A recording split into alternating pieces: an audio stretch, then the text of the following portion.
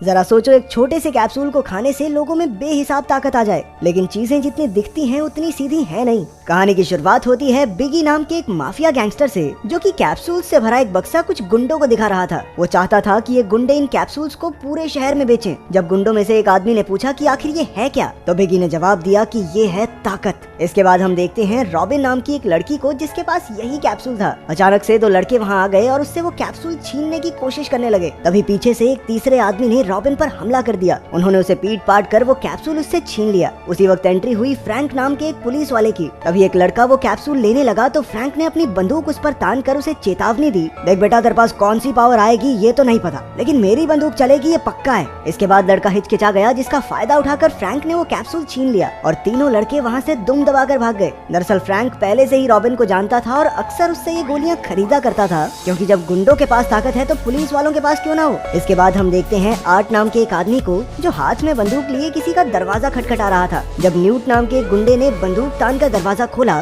तो आर्ट ने उससे कहा कि जाओ अपने बॉस को बता दो कि मेजर आया है। जैसे ही न्यूट कॉल करने गया तो आर्ट दरवाजा तोड़कर अंदर घुस आया। उस घर की हालत काफी बुरी थी और जगह जगह पर छेद थे। थोड़ी देर बाद वो न्यूट तक पहुंच गया और दोनों में हाथापाई शुरू हो गई। न्यूट फटाफट बाथरूम में छिप गया और बाहर उसका फोन बजने लगा, जिसे आर्ट ने उठा लिया। अंदर न्यूट ने एक ताकत वाला कैप्सूल निकाला और उसे निगल गया। एक ही पल में वो धधकती हुई आग का गोला बन गया। अपनी ताकत से उसने दरवाजा तोड़कर आर्ट पर हमला कर दिया। आर्ट ने भी बचते बचाते उस पर बंदूक से हमला किया, लेकिन उससे तो न्यूट की आग और तेज हो गई। वो जान बचाकर भागने लगा और न्यूट ने 3 और गोलियां एक साथ निगल ली। उसकी जबरदस्त गर्मी से घर की जमीन टूट गई और दोनों नीचे वाले फ्लैट में गिर पड़े, जहाँ आर्ट न्यूट को अपने पीछे बाथरूम तक ले आया। आर्ट ने उसे पानी में डुबाकर उसकी आग शांत की और उसे धमकाकर उसके बॉस का नाम पूछने लगा। न्यूट ने खांसते हुए जवाब दिया, बिगी। इसके बाद वो ड्रग ओवरडोज की वजह से आग में जलकर राख हो गया। जिस धमाके में वो फटा, उसी धमाके से आर्ट को अपने बीते हुए कल की एक झलक दिखाई दी, जहाँ एक कार एक्सीडेंट के बाद कुछ लोग उसकी बेटी ट्रेसी को उससे छीन कर ले गए थे। अगली सुबह जब रॉबिन की आँख खुली तो उसने टीवी पर न्यूट के घर में धमाके की खबर सुनी। असल में न्यूट उसका कजन था। रॉबिन की माँ ने उससे न्यूट का हाल चाल पूछने को कहा। फिर स्कूल में जब रॉबिन ने न्यूट को मैसेज भेजा तो उसकी टीचर ने उसे फोन के साथ पकड़ लिया और पूरी क्लास के सामने उसकी बहुत बेइज्जती की। टीचर ने कहा कि वो जिंदगी में कुछ नहीं कर पाएगी। उधर आर्ट के पास न्यूट का फोन था, इसलिए वो रॉबिन से न्यूट बनकर बात करने लगा। उसने रॉबिन को मिलने के लिए भी बुला लिया। दूसरी ओर फ्रैंक एक बैंक में चोरी की जांच कर रहा था, लेकिन पता चला कि वो चोर किसी को भी दिखाई नहीं देता। आखिरकार फ्रैंक ने गोली अपने मुंह में डाली और 5 मिनट का टाइमर लगाकर अंदर घुस गया। चोर वहीं मौजूद था और उसने भी गोली ले रखी थी। गोली की शक्ति से वो जिस भी चीज के पास खड़ा होता उसका रंग बिल्कुल वैसा ही हो जाता, ताकि कोई भी उसे देख न सके। उसने फ्रैंक पर हमला किया और बैंक से भाग निकला। फ्रैंक भी उसका पीछा कर रहा था और वो चोर एक बस में चढ़ गया, लेकिन पैसों के बैग को खोलते ही अचानक उस पर गुलाबी रंग उड़ गया और अब उसके शरीर का आकार गुलाबी रंग में दिखाई दे रहा था। अब फ्रैंक के लिए उसे पकड़ना आसान था, लेकिन अचानक चोर ने उसके सर पर गोली मार दी। लेकिन जो गोली फ्रैंक ने खाई थी उसने उसे बुलेट प्रूफ बना दिया था। उस पर गोली का कोई असर नहीं हुआ और उसने उठकर चुटकियों में चोर की घंटी बजा दी। पुलिस स्टेशन में जब उसके सीनियर ऑफिसर ने पूछा,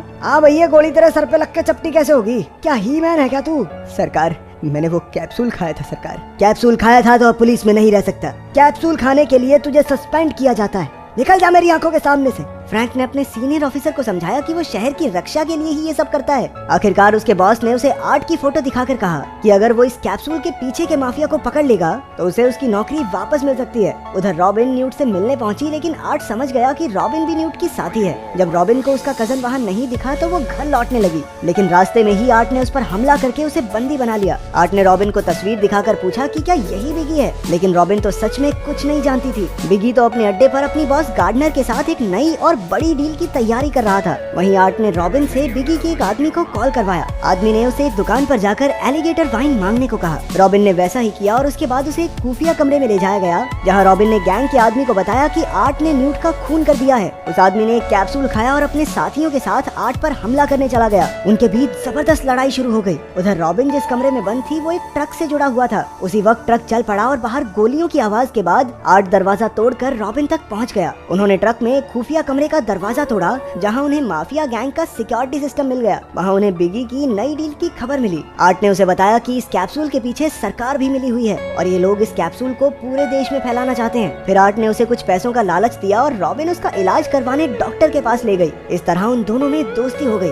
उधर फ्रैंक रॉबिन से मिलने उसके घर गया, लेकिन पुलिस पहले ही वहाँ छानबीन कर चुकी थी। पुलिस रॉबिन की माँ को धमकी दे रही थी, इसलिए फ्रैंक तरकीब लगाकर खिड़की से बाथरूम में घुस गया और बाल गीले करके बाहर निकला। उसने झूठ कह दिया लिया कि ये घर उसका है। उसने किस करने के बहाने चुपके से रॉबिन की माँ के कान में कहा, रॉबिन ने मुझे भेजा है, मैं जो भी कहूँ बस हाँ में हाँ मिला देना। पुलिस वालों के वहाँ जाने से पहले ही उसने पुलिस ट्रक में ट्रैकर लगा दिया, क्योंकि वो जानता था कि सरकार भी इसमें मिली हुई है। फिर फ्रैंक ट्रक का पीछा करने लगा और आर्ट रॉबिन के साथ बिगी के अड्डे की ओर निकल पड़ा। रास्ते में आर्ट ने बताया कि असल में वो मिलिट्री में हुआ करता था और सरकार ने फौजियों पर इस शक्तिशाली ड्रग के एक्सपेरिमेंट्स किए, जिससे कि उसके डीएनए पर भी इस कैप्सूल का असर हुआ। फिर जब उसकी बेटी ट्रेसी पैदा हुई तो उसके पास जन्म से ही शक्तियाँ आ गई थी, इसलिए सरकार ने उससे उसकी बेटी को छीन लिया। आर्ट का मकसद सिर्फ अपनी बेटी को छुड़ाना है। फिर दोनों बिगी के अड्डे पर पहुंचे और आर्ट उसके आदमियों को चकमा देकर अंदर मीटिंग तक पहुंच गया। बिगी ने कैप्सूल की सच्चाई बताते हुए कहा कि अगर कोई भी इंसान इसे लेगा तो उसके अंदर कई जानवरों के डीएनए से निकाली हुई तरह तरह की शक्तियां आ जाएंगी। इसके बाद एक औरत को कैप्सूल देकर एक कांच के डिब्बे में बंद कर दिया गया। ड्रग की वजह से उसमें बर्फीली शक्तियां आ गई। फिर धीरे धीरे डिब्बे के तापमान को 500 डिग्री तक बढ़ा दिया गया, लेकिन औरत को कुछ महसूस ही नहीं हुआ। वहीं फ्रैंक रॉबिन को बिगी के अड्डे के बाहर देखकर हैरान हो गया। उसे अब भी लग रहा था कि आर्ट ही बिगी है, लेकिन रॉबिन सच्चाई जानती थी।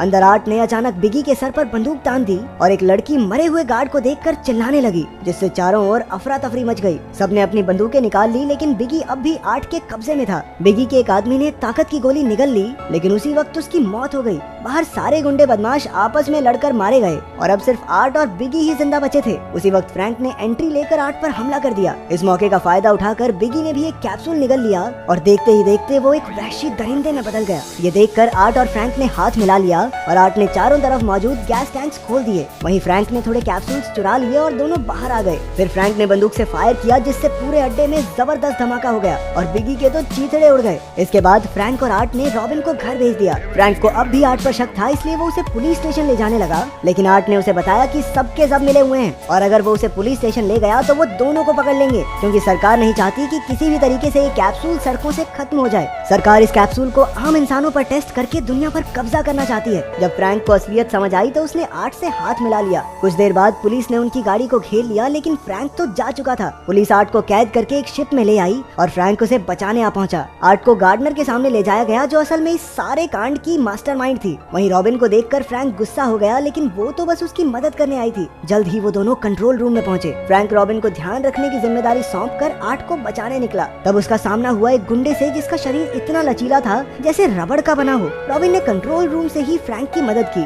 उसी वक्त कंट्रोल रूम में एक आदमी घुस आया, लेकिन तब तक रॉबिन सिस्टम बंद करके ट्रेसी को बचाने निकल गई थी। उधर आर्ट ने माफिया गैंग को बताया कि उसके शरीर में एक ऐसे जानवर की शक्ति है जिसके चुटकी बजाने पर बिजली निकलती है और उस बिजली का तापमान सूरज के तापमान के बराबर है। उसने चेतावनी दी कि अब भी उसके मुंह में एक कैप्सूल है। इससे डरकर माफिया गैंग ने उसे रिहा कर दिया। सॉरी भैया, गलती हो गई, आप आराम से रहो, क्या लड़ाई झगड़े में क्या रखा है। फिर फ्रैंक की मदद से आर्ट ने एक गुंडे का खात्मा किया और तब तक रॉबिन भी ट्रेसी को छुड़ाकर उसके पास ले आई। आखिरकार आर्ट अपनी बेटी से मिला और सब बोट की ओर चल पड़े, लेकिन जैसे ही हमें लगा कि सब सही हो गया, पीछे से एक हमलावर ने रॉबिन को पकड़ लिया और आर्ट को उनके सामने आना पड़ा। आखिरकार उसने गोली निगल ली और फिर शुरू हुआ उसकी शक्तियों का तांडव। उसके आसपास की हर चीज में धमाका हो गया। अंत में वो खुद भी जमीन पर गिर पड़ा। पता चलता है कि उसकी बेटी ट्रेसी के पास किसी भी जख्म को ठीक करने की ताकत है। उसने अपने पिता को ठीक किया और सब जान बचाकर वहाँ से निकल गए। बाद में फ्रैंक ने ये सारी कहानी दुनिया को बताई ताकि सरकार का पर्दा फाश हो सके।